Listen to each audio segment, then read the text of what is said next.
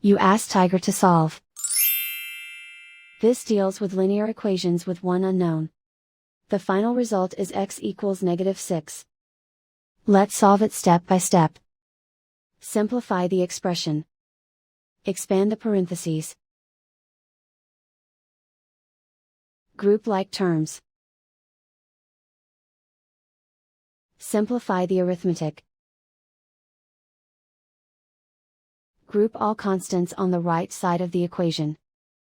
Subtract 2 from both sides. Simplify the arithmetic.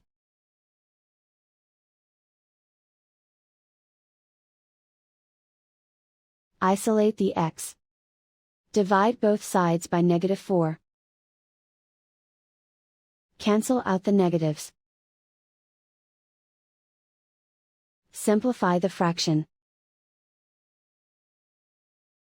Move the negative sign from the denominator to the numerator.